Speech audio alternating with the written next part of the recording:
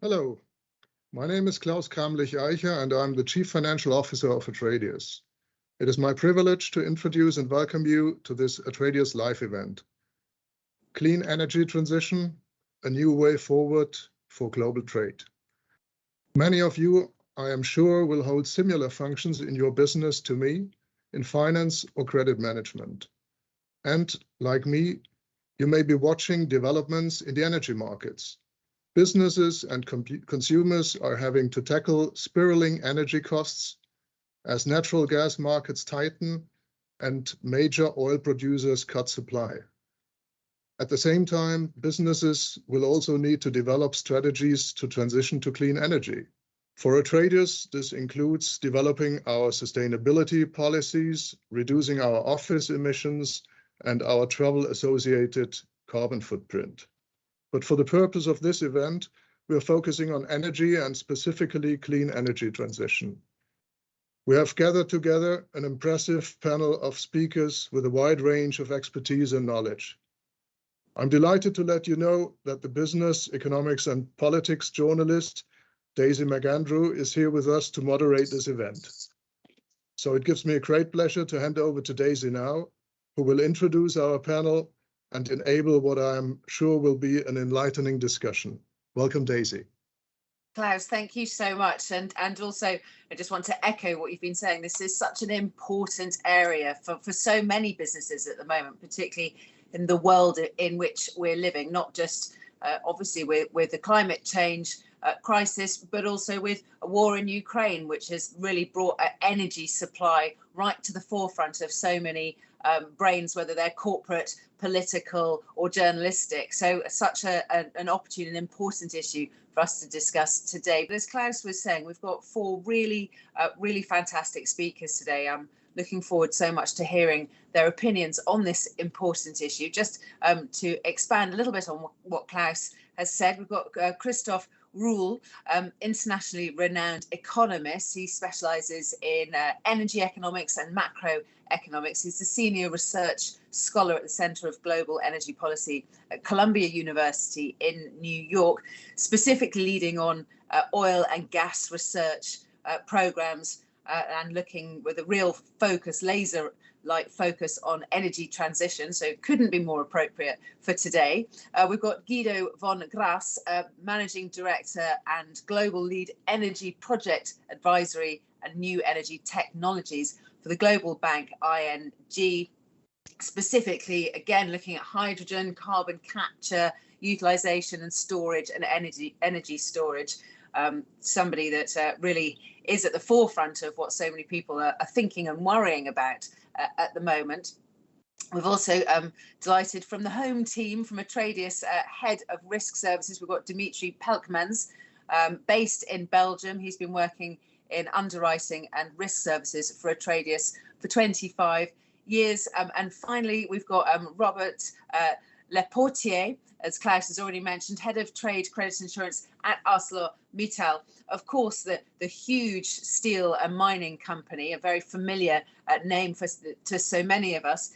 So saying that, I'm just going to go straight in with my first question to Christoph, if that's okay. And really, Christoph, it's an obvious question, isn't it? Is this the big topic of the day? Have people been concentrating on this issue enough recently? And what are the major geopolitical issues impacting it? Good morning, everybody. I think it is, as we just have heard, 1 year ago, everybody who would have heard the word energy would probably have thought about the energy transition, about sustainable development, about different speeds in different countries, practical questions. Now, when you hear energy, people think energy security in a very narrow way. They think the lights should not go out. They think energy needs to be available and affordable. And they think fossil fuels, oil flows, please don't disrupt. Gas, let it come. Coal, do we need more of it? And in that respect, I think the current situation, the energy crisis globally, especially in Europe, and the war in the Ukraine has thrown up a number of problems which would have come our way anyway. And in that sense, they're good problems, because if we learn how to deal with them, we also do a long-term favor to the energy transition. Let me just point out maybe three things in that direction. The first is it helps if we time to time step back and think about just what a giant task this energy transition is. In human history, we had only two such transitions if we define them sort of sloppily as just a shift in the dominant primary fuel we use. The first one was the switch from wood or biomass to coal in the 18th century. And the second one was the switch from coal to oil as the biggest primary fuel in the 20th century. And there can be little doubt that both of these switches were driven purely by economics. There was a competitive advantage of coal over wood and of oil over coal in terms of how it's been carried and stored and everything. And there was related economic developments like the Industrial Revolution, which would not have been possible without coal. This what we have now is a change in our preferences. We want to change the environment. We want to preserve the world as we know it. And it is not simply driven by economic factors, meaning we have to be really double smart about how we diminish the old system and increase the new system. So what are some, second point, of these lessons which we can learn from the current energy crisis and from what happens after the war? There's many of them, but let me just mention two. And please, when I say them, don't shoot the messenger. I'm saying this as an advocate of the energy transition. The first one is a reality check. There will not be an energy transition without energy security. And at least at the moment, there cannot be energy security without fossil fuels, whether one likes it or not. But we have to be realistic about what's possible and what is not, and recognize we need a system with redundancies and buffers to be successful in the transition. A second example, also sort of still on the big picture level, is about the strategy. We should not neglect basic economics. We all live in a most of us live in a market economy still, and capitalism is a system which is demand constrained. If people want more of anything, more Coca-Cola, more Mercedes, it will be produced. If it's not there, prices will rise, resources will be reallocated, technologies will follow. If it can be, it will be produced.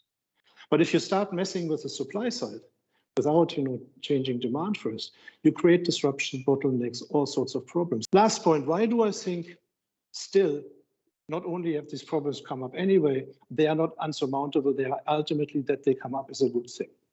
Just imagine one day this ugly war in Ukraine will be over. Imagine it's over. I don't know how it will be over. It could be a Korean-type frozen conflict. It could be, God forbid, a landscape blighted with all sorts of scary scars from previous actions. But people will no longer use the word war. Secondly, this will be, unfortunately, also a world where realism would probably pay its due, where we will have to admit that the Paris targets cannot be met. And I'm not saying Paris Agreement, which is, as has been mentioned, an agreement to decarbonize, but targets that we have to hit 1.5 or 2%, 2 degrees Celsius by 2030. Number three, this will be a world where most governments will be considerably poorer.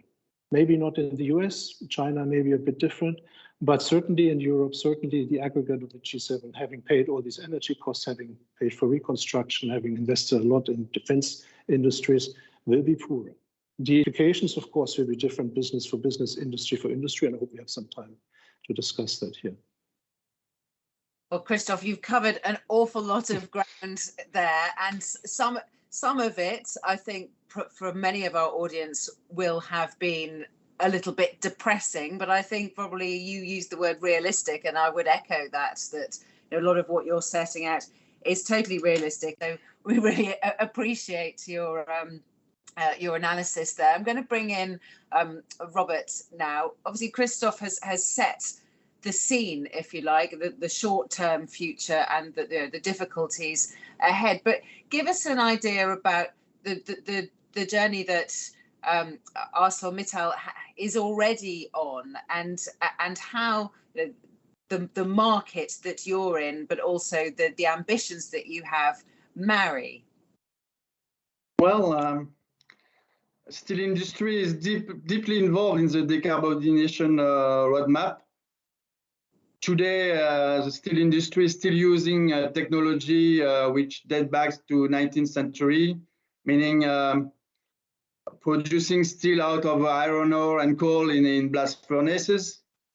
And tomorrow, we focus on a complete change of technology aiming to produce steel out of electric arc furnaces and using recycled steel, fueled by gas in the first step and hydrogen in the future. So it will be completely different technologies than we are using today. Electric arc furnace technology is used, but on a very small scale.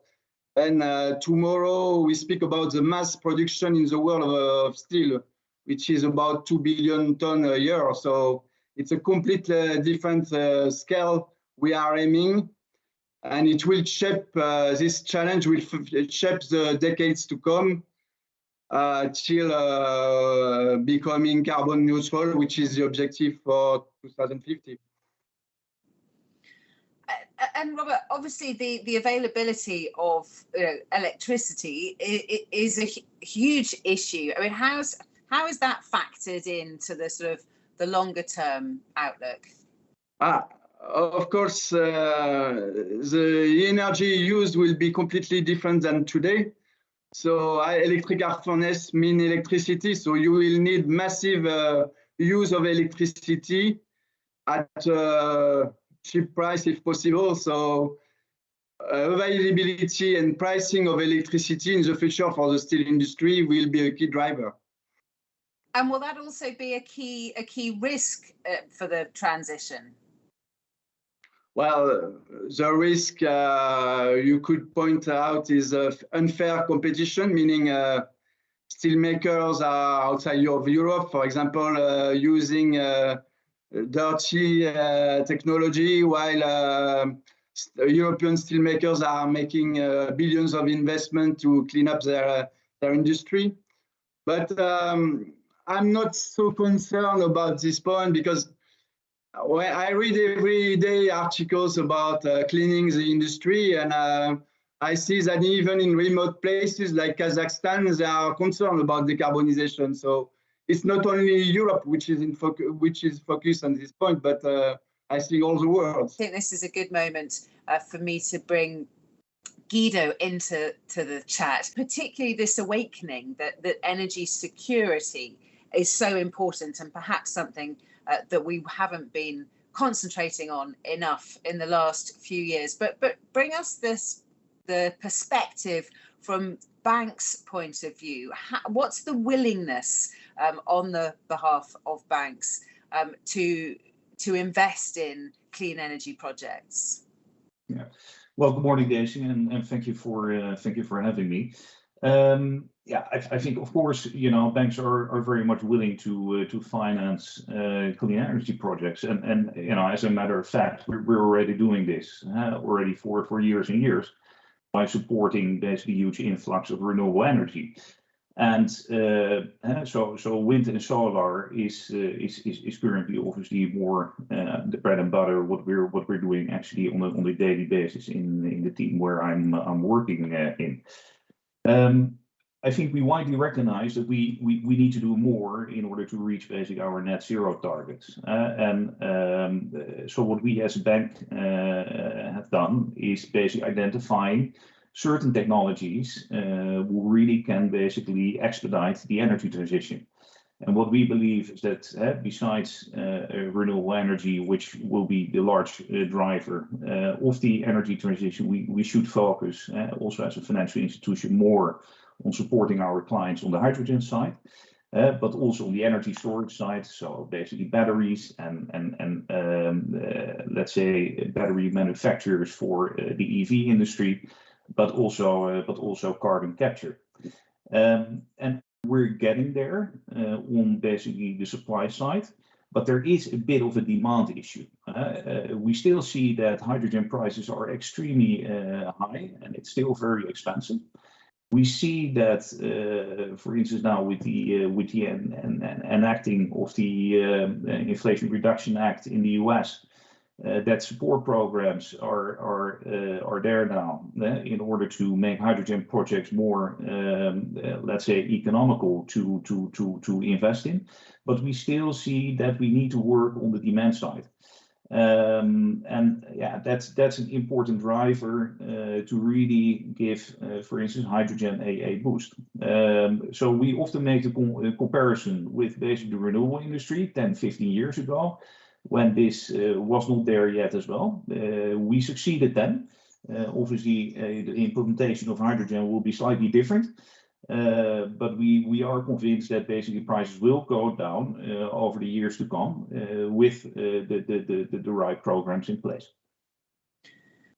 It's very interesting to hear you echoing what we were hearing earlier about this isn't a simple supply and demand issue. They're about sort of saving the planet rather than there being enough demand there. What's the attitude of banks to that specific issue? I do believe that we should work together in close collaboration with, whether it's banks, clients, also ECAs, multilaterals, and also governments to really expedite this.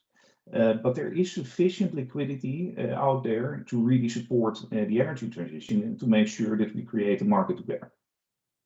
And what are the ways that can happen? I mean, you think about what will the world look like, and specifically saying that governments will be very poor, so they will not be inclined to be giving tax breaks. They will be inclined to putting taxes up.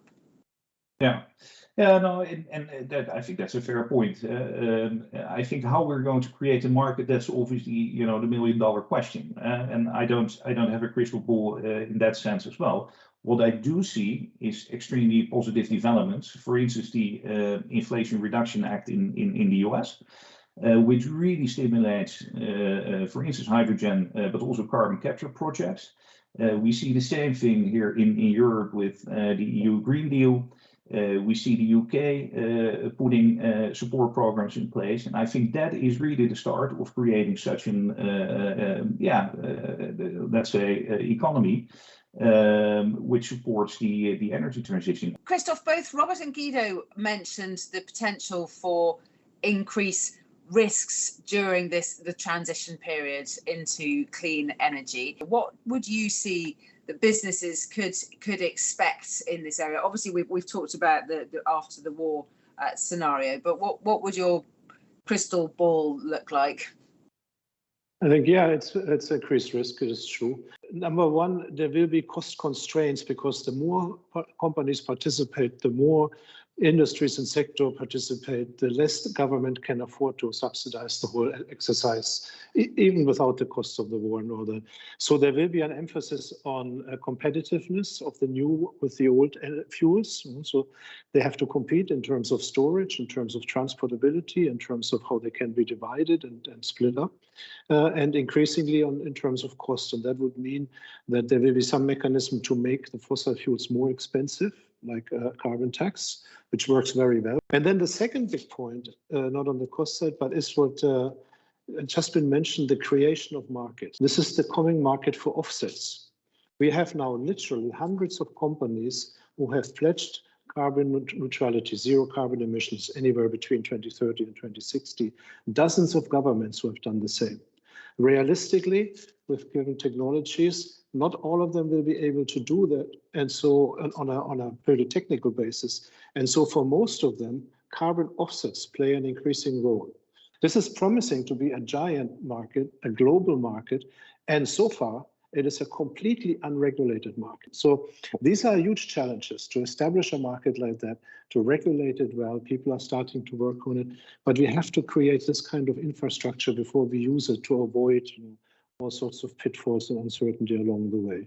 And Christoph, just before I bring in Dimitri, just a quick word on storage. Has it just been wanting to have a shorter supply chain and not bothering with it, or is it a bigger issue than that?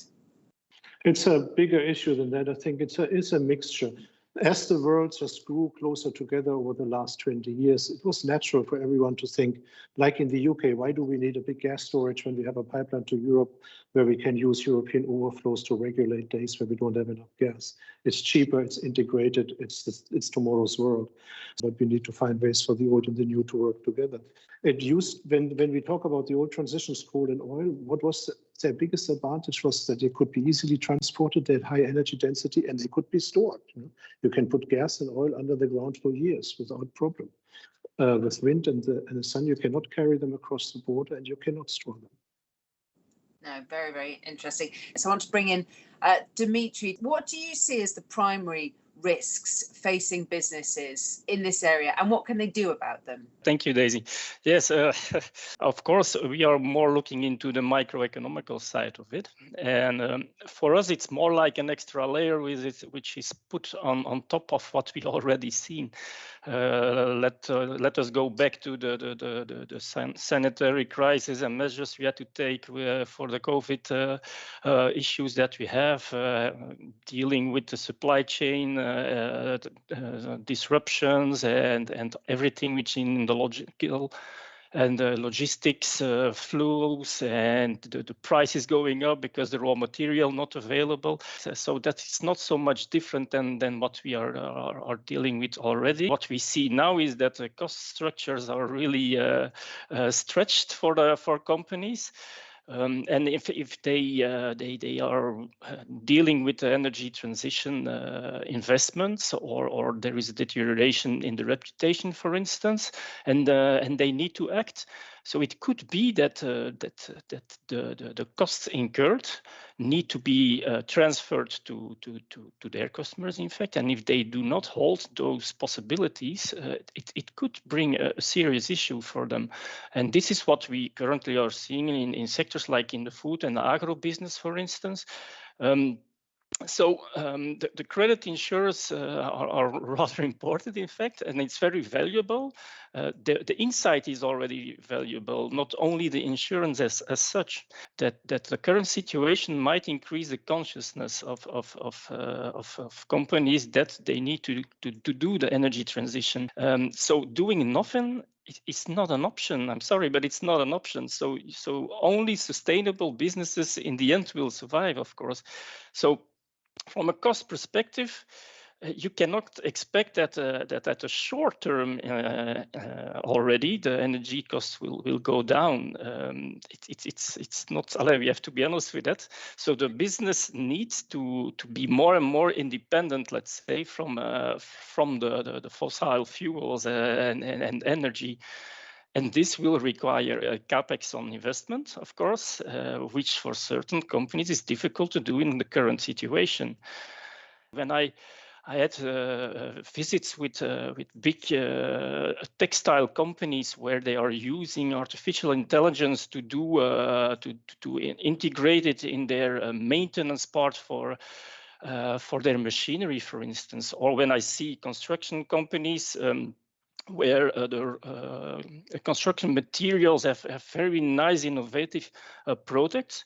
But then the next step, what has to be done is a focus on the integration of all those elements. And this is what I'm missing for the moment, is that there is no such an integration of the systems or into their system, so that the optimization is a bit left. And yeah, then you lose, of course, cost effectiveness, you lose sustainability, but at least, like I said, it needs to be accelerated.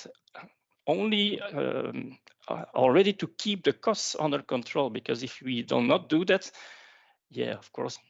Yeah, absolutely.